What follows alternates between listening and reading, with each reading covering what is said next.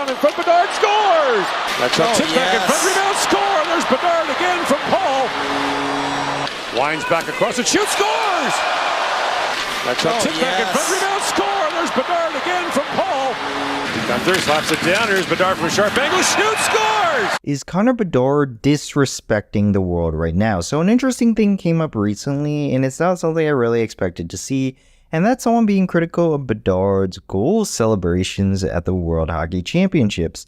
Basically, Bedard has been doing a stoic celebration in all the games he's scored in, which has been a lot of goals so far, and this has caused a former NHL player in Voracek to criticize Bedard. I guess that might be a first, but it's also really interesting that Bedard has been subdued in the celly so far, compared to, say, what was going on in Chicago for his first few goals there.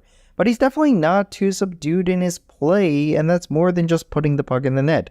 The kid wants to play and win in battle for those wins for Canada. Anyhow, Bedard didn't score in this one as the Canadians defeated the Norwegians in again what was not a super convincing win.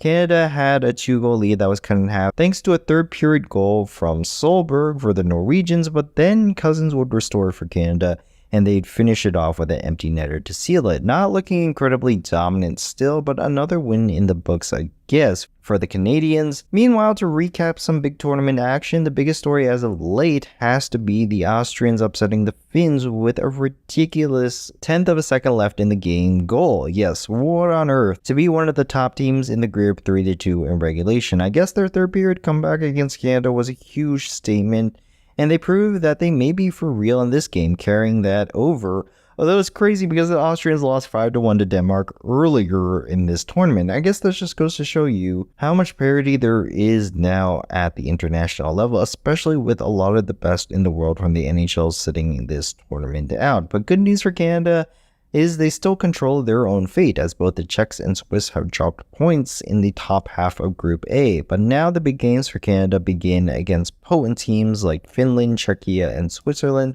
So we'll see if the Bedard celebrations start getting a bit more animated, or I guess as some people would say, respectful, and if he can continue scoring as the games get harder in this tournament. Over and out.